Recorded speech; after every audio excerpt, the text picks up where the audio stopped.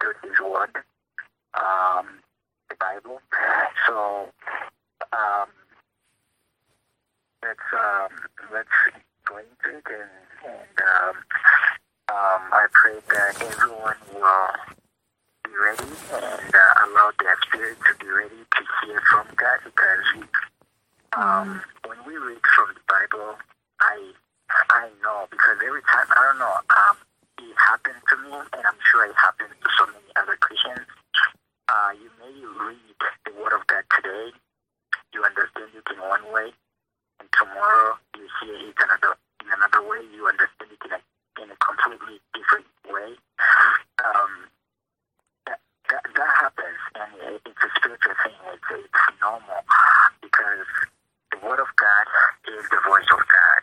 The Word of God is the breath of God. And God cannot be enclosed or be put together or be hidden in one thing. Like, I read this about God, I know this is the only way and this is the only translation. God is big. God is big, because today you may read one scripture and tomorrow you read another scripture connected to what you read yesterday, and from those two verses you come to understand both of them at the same time, in a completely big way, and it just in a way that is amazing and incredible. So the Word of God is the breath of God, and it's new every time, and that's the reason why His grace changes every day, and it's renewed every day, because He is a God that knows everything that is good for us, and He knows what is to be provided to us, and He knows the best way to take care of us. And from that, most of the time we can read the Word of God, understand it based on what we are going through that way, and tomorrow, based on what you experience, you get to understand the Word of God in a different depth. It is like, you get to hear it with so many details, and you get to understand it in just in a whole different level. So the Word of God is His voice. So when we come to a time like this, we come in expectance. We come expecting Him to speak to us, and it's usually good to let our spirit be controlled by Him, or allow ourselves to hear only what He has to say. Because when we allow our spirits to be committed just to Him, or to be devoted to Him, or allow our spirit just to be in complete dependency on Him, whether He tells us something new, or whether He tells us something that we already know, we expect something. I think coming with a spirit that is ready always help us as believers to grow daily in our faith growth. So I pray that everyone will be ready and expecting God to speak to them through this word. So just wanted to say that before we continue. So hopefully everyone is doing well, and we're going to jump into the Word of God. So we're going to be focusing on the word that says to be right with God, or to be put in a right mindset, or in a right status that is good before God. And we are going to find that scripture, or those, we're going to find that the theme or the words connected to that in the book of Romans chapter 5. And I'm not going to cover the whole chapter word by word. Whenever you have time, it will be good to just read the whole chapter, because it talks about how God wanted for so long to be closer to us, to be with us at all times. But because of sin, we were separated. But God had God had in His plan another solution to use to still bring humans or to still bring humanity closer to Him, because that was His original plan in the beginning. All right. So I'm going to just summarize the whole chapter, but when you get a chance, just read it over. It'll be helpful to you.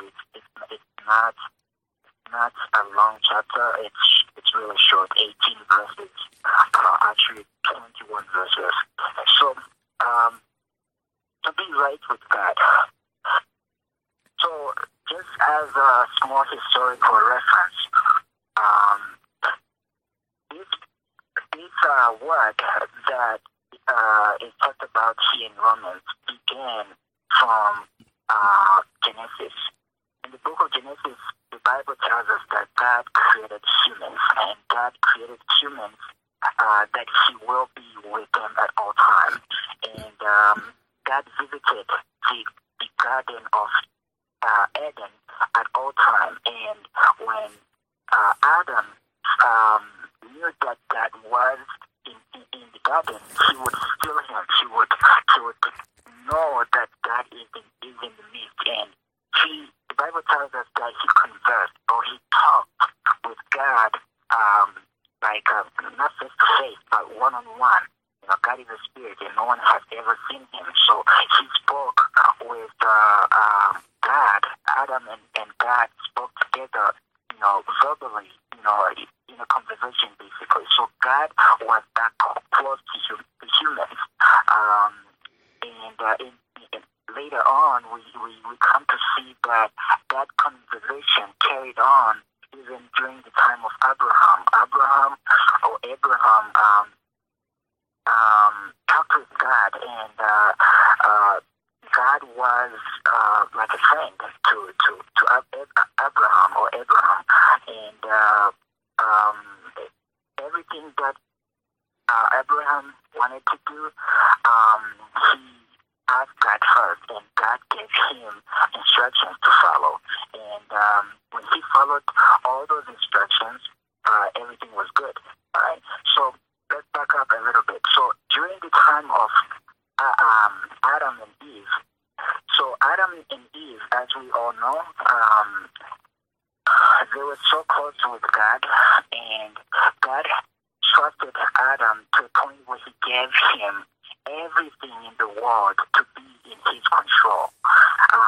And with that, he was able to name every animal that you can see or that you might have seen, or even animals that you haven't heard of or seen. Every one of those animals here on earth, Adam had the power to control each one of them or to be with each one of them, and he called each one of them. So today we know a goat is a goat, or we know a lion is a lion because of what he did. All this meaning originated from that time. So God trusted a human with everything here on earth. And as we all know, God also, when He gives you instructions, He also gives you setbacks or things that you should know as your boundaries. So God gave him everything. He gave him all the control, but He told him to not touch the tree or the fruits that come from the tree that is in the center of the garden. Amen? So God gave him instructions to follow. At the same time, He gave him full control of everything. And later on, because the devil was already on earth, and the Bible tells us that she is a deceiver. So he came to Adam. Actually, he came to Eve, and through Eve, he came to Adam to deceive them. So basically, what he came to both of these people, actually, I should say Eve. So he approached Eve when she was just going around the garden, and when Eve got near, the Bible tells us that when she was near the tree, which was planted in the center of the garden, immediately the devil also showed up, and he showed up in a way of a serpent or a snake. And through that snake, he was able to speak to Eve about that tree. Remember, God told them not to touch it, not to get any fruit from it, or not to get close to it. But when the devil was in this conversation with Eve got to a point where she was just so persuaded, and she reached out and grabbed the fruit and took it. And when she took it, the Bible tells us that she ate it, and she took it to her husband, and Adam also ate. And from that point, that's when sin came to the world. Before that, everything was all good, and from that moment, that's when the number of how long a human being can live on earth was set. Before that, a human being would live for a long time, for forever. There was no number. That's what the Bible tells us. There was no number. But after sin came, the humans now have a time where they can live too. And that's why, so many people die at a very young age. And I don't think any human has reached the edge of 120. I mean, so God created a limit of the life of a human from that, from sin.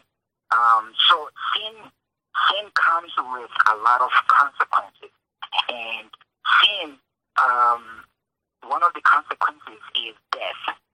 With sin, you can not only be far away from God, but it can also lead you to death. So how does it set you away from God? The Bible tells us that God hates, with a big H, hates sin. So sin is something that we are to avoid.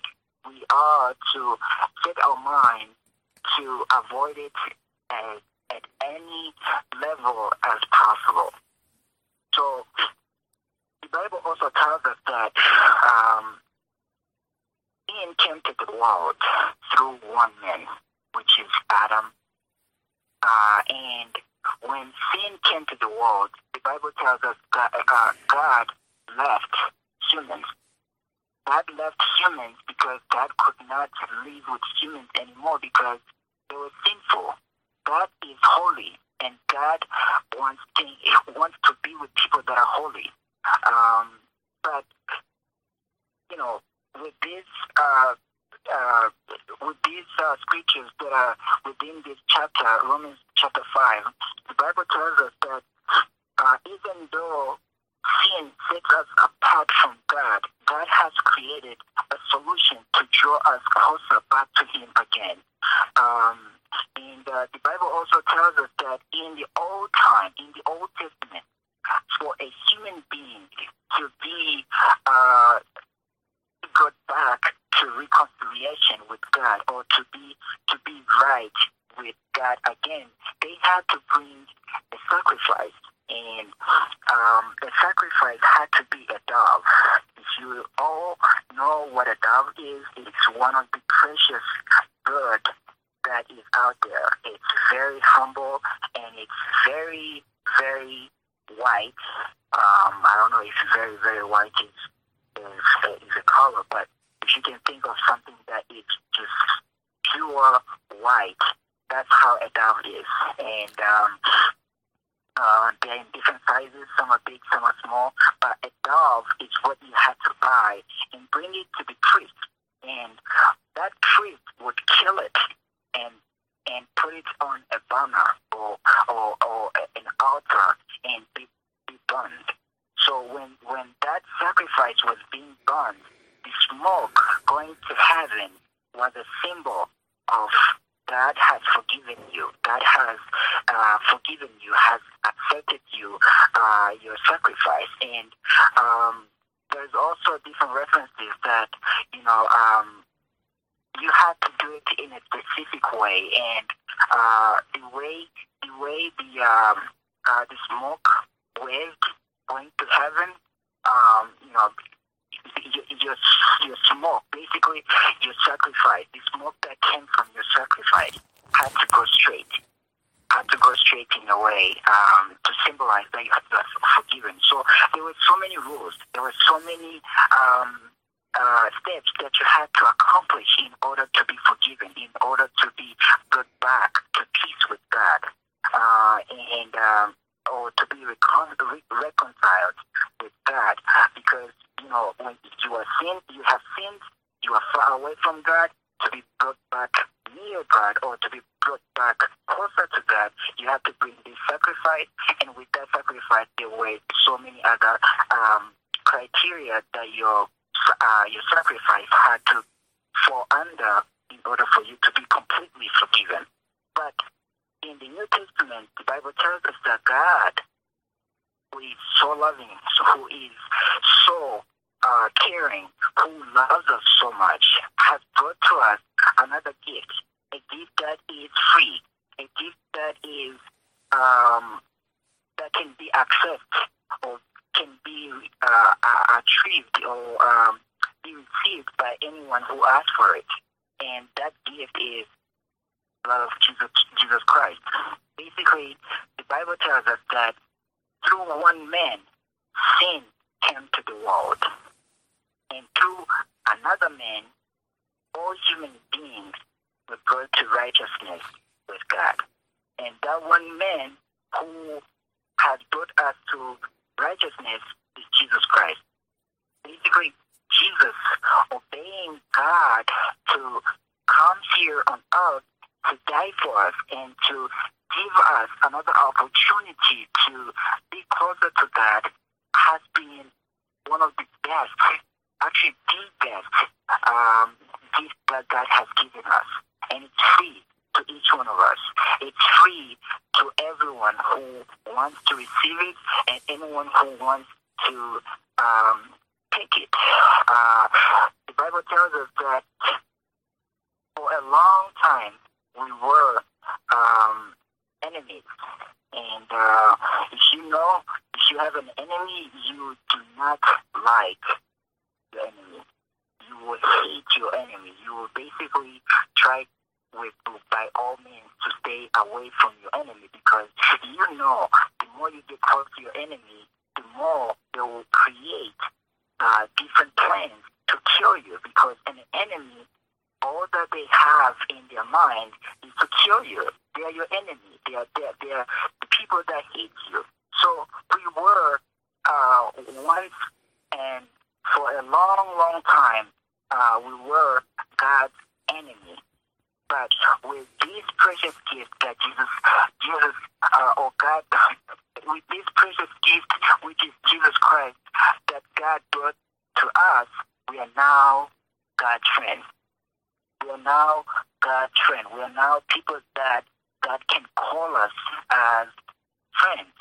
And we are approved by God. We are people that can come at all times before God, and God can come to us. A friend is anyone who is anyone that you can talk to about anything.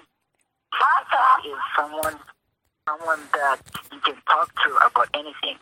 A friend is someone who is always welcoming to you. A friend is someone who is loving, who is caring, who is who wants the best for you. So we were enemies. We were enemies for God. We were enemies. God looked at us, or God saw us as His enemies. But even though we were his enemies, God loved us. He basically did the opposite of what we humans can do to our enemies. He did the opposite. Instead of hating us as his enemy, he loved us. And instead of creating a plan to kill us, he created a plan to save all of us. Amen. Amen. Amen. He created a plan that can give us life, a plan that can give us hope, a plan that can give us another future. Because we did not have a future prior to Jesus dying for us. We did not have any hope because we knew that we were here for a time. Our time was limited, and we had to die, and that's it. We had no hope. We had no hope. Usually for those that did not have money to buy a sacrifice, they had no hope. They had no hope because they knew that they were not forgiven. And in order to see God, in order to be with God, you have to be forgiven. So think for a second. Think of that for a second. You had no hope because you did not have any money. But now, because we do not have to go and look for money and buy a dove or buy a sacrifice in order to be forgiven, we just have to ask forgiveness. We just have to tell God, God, I've sinned against you. And the Bible tells us that God, when you ask for forgiveness, God is ready to forgive you. God is ready to come near you and forgive you and set you free and help you along the way.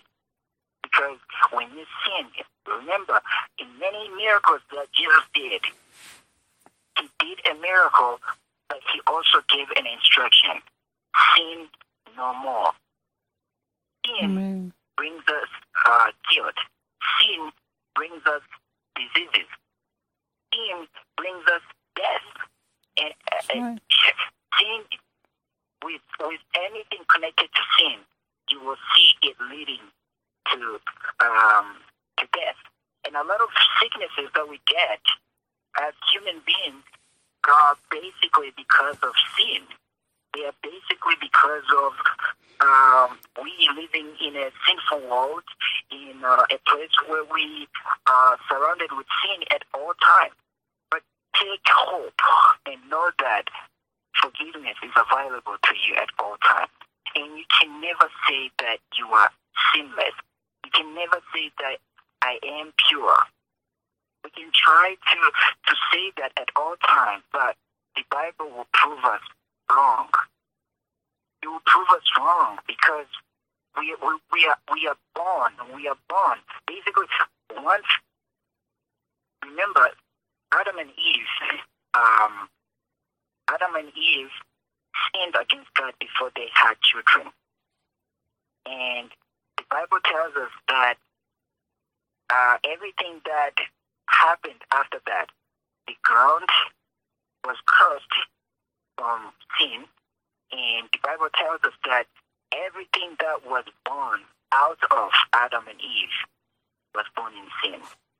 So basically, any human being that is born into this world is born with a sin, or I should say, is born with the ability.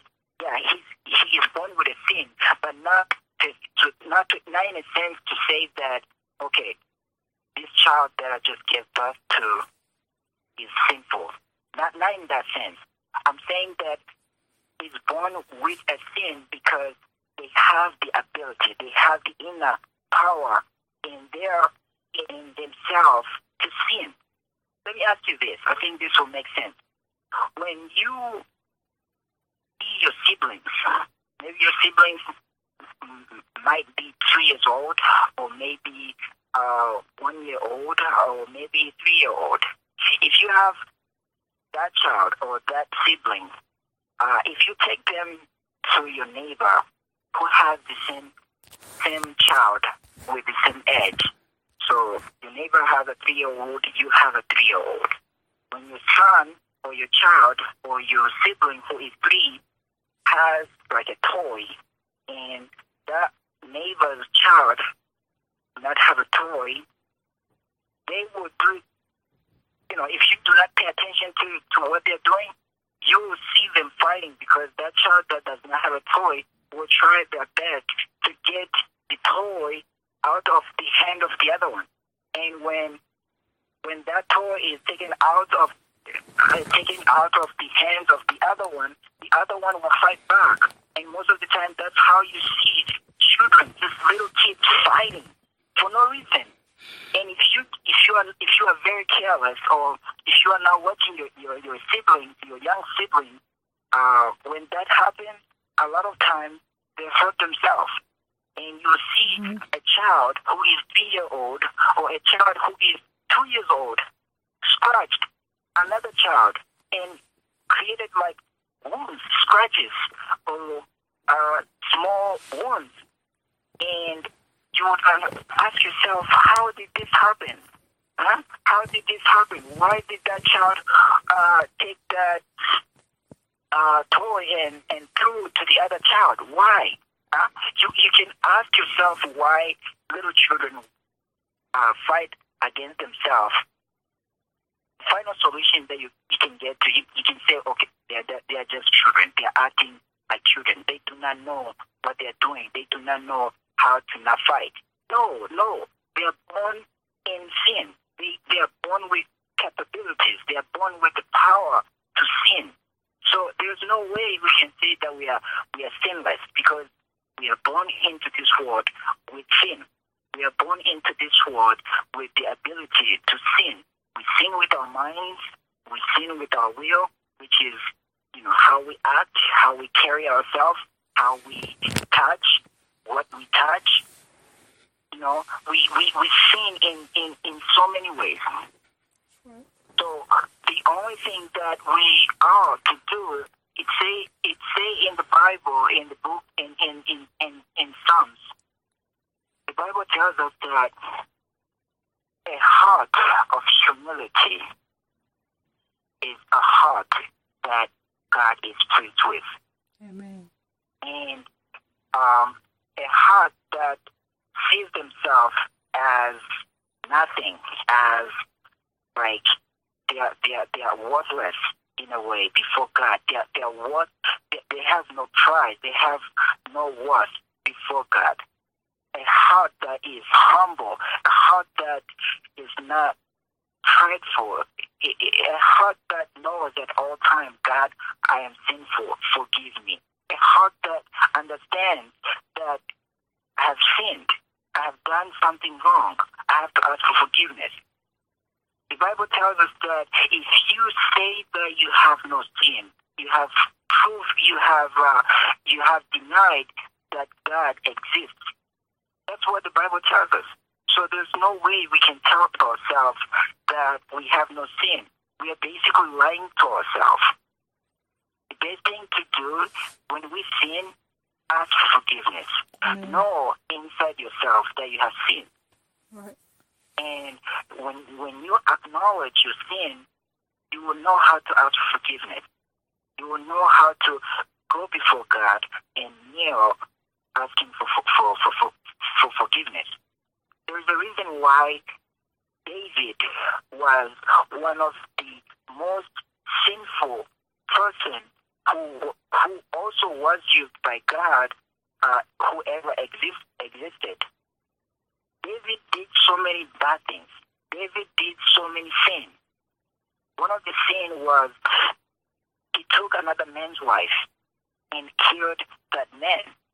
It's like he saw a woman, he wanted that woman by force, and in order to get the lady to be his own wife, who at the moment was someone else's wife, in order to get the wife or to get the lady, he had to kill his husband. So he went and killed his husband, and by doing that, he was able to get the woman that he had affection, or he had he just wanted that lady by force in a way. So I'm trying to say that she did a lot of sin. She did so many things that are just so evil.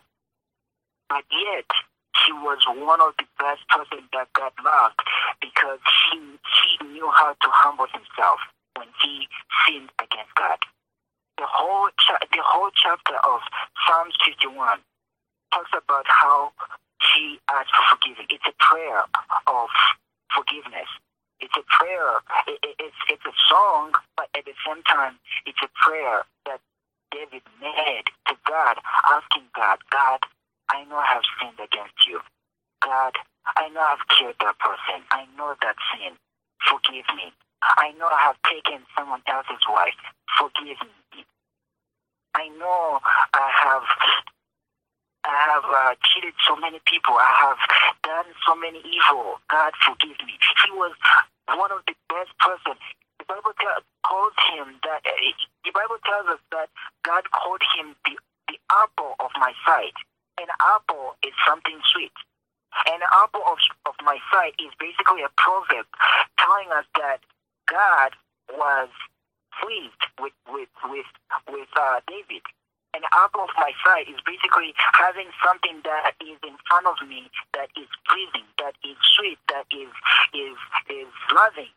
God loved David for his forgiveness, for his humility, for his ability to ask for forgiveness, for himself knowing that when I sin against God, I will know.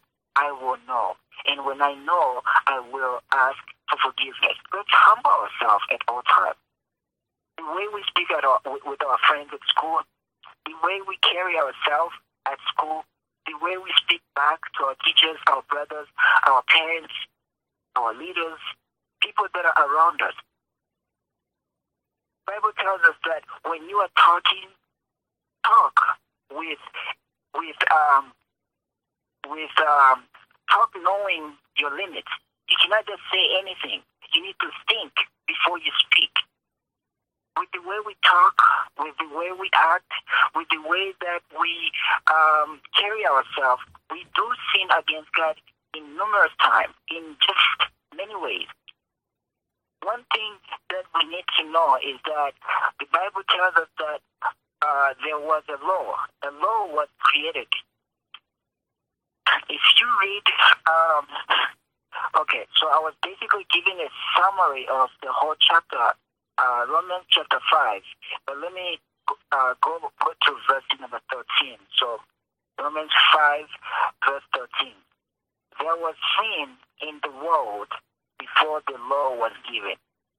But where there is no law, no account is kept of sin. What is this saying? There was sin in the world before law was given. So basically it's telling us that prior to creating a law, prior to God giving us instructions, a sin was already in the world. A sin was already in the world. What is a law? A law is basically your limits, things that you can do, things that you cannot do. For those that have started driving, you know that you have to drive with limits. You know that you have to drive knowing that there are certain rules that you have to obey, that you have to abide with at different locations. There is rules or there's laws that you have to follow with the signs that you see around. But there's also laws that you have to follow with just the way you drive. The place that you drive, how you stop, there's laws that you have to follow. You know, if you stop so close to a person, they can give you a ticket. If you take the wrong turn, they will give you a ticket. There's just so many laws that are set out for the protection of ourselves and the people that are in the road. So there's laws or rules. So rules are set to give us limitations, to give us how far we can carry ourselves, how far we can do things or certain things. So God gave us law. So before the laws that God gave us, sin was already in the world. but God gave us laws to follow them in order to know our limits. We as Christians, we have to have limitations. We have to know how to stop ourselves from doing certain things. Remember, we are not of ourselves. We belong to God. And because we belong to God, we have to do things that are in resemblance to the people of God. The people of heaven. The people of heaven are righteous. The people of heaven are people that carry love. The people of heaven are people that do what is right. So with whatever we do, let's know that we have our limitations. Let's know that we can do everything, but not everything is good for us. We can do everything. We are allowed. We have the freedom. Remember, by the way, just because Adam and Eve allowed themselves to obey the devil and not obey God, from that point when that sin was done or when that happened, rights were given to humans. Now we have a right to choose. You can choose to say certain things. You can choose to not say certain things. Basically, the power to choose is in your hands. It is within you. God cannot choose for you. God cannot choose for you because He wanted to create the perfect life for every human being, but human beings just chose a different route. And because of that, now you just have a choice. But God still allows us to give us rules to help us with our choices, to help us know that, okay, God wants this kind of things. God loves this kind of things. I have to make sure I follow those kind of things that God likes. I have to make sure I abide into His laws for the protection of me. Because anytime you allow yourself to be controlled by sin, you are basically allowing yourself to be controlled by the devil or by Satan. Satan is to rule over everyone, to lead them to destructions, to lead them to death, to lead them to going against God. Satan is all about that. He sinned against God, and now he wants everyone to sin against God. But we have to make a choice to not allow him, him. And in order to do that, you have to know your word. You have to know the Bible. You have to know your Bible. Sometimes, the devil also knows the Bible. The devil also knows the Bible. So he can try to manipulate a verse that you know in the Bible in a way that can be persuasive to you. And if you are not careful, you get carried on. You get carried on and find yourself in sin. So how does this play? How does this happen? So when Eve was looking at that fruit, she looked at it. Instead of turning away from it, she continued looking at it. And as she was looking at it, the devil was also telling her. He was speaking to her.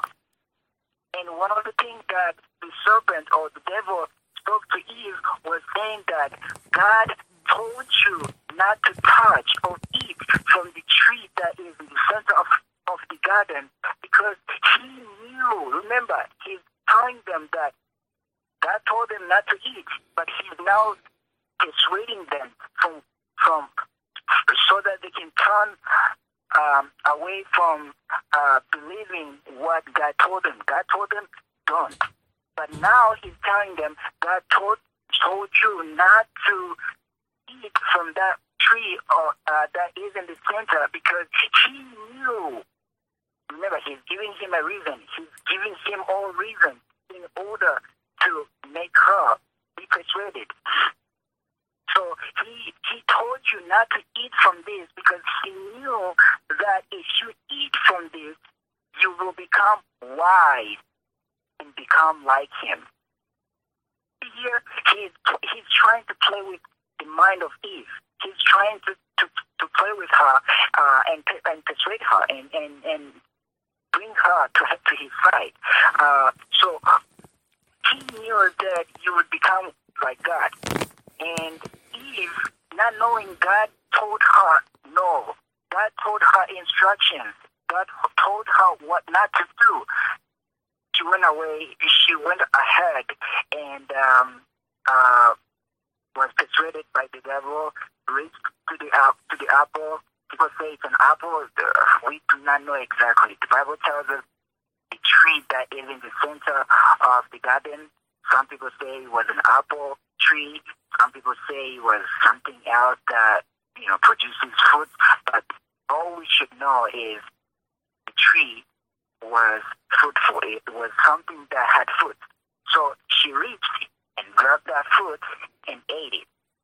And at the same time, she went ahead and gave it to her husband. So the devil will play with you in order to sin. God has given us rules. God has given us our no. We should know our no's. We should know when we should say, no, devil, this is God's way. I will commit to this. I will not allow myself to sin against God because what you are trying to lead me to is sinful, and I cannot allow you to do that. We have to know our Bible. We have to know what we should do and what we should not do. Amen. The way we speak, the way we talk, the way we act, the way we respond to what people do to us at school. Remember, the Bible tells us that if someone hits you on one side, do not be quick to do not respond by hitting them back. And that can be a proverb. Jesus told us that if someone slaps you from one cheek, do not slap them on their cheek as well, but instead allow yourself to be slapped on the other cheek. You understand that? So basically, if you are slapped on one side, allow yourself to be slapped on the other side. Basically, he's teaching us humility. If someone does you wrong, you cannot pay them back with wrong. Instead, pray for them. Ask God that God will bring them to an understanding that they have done you wrong.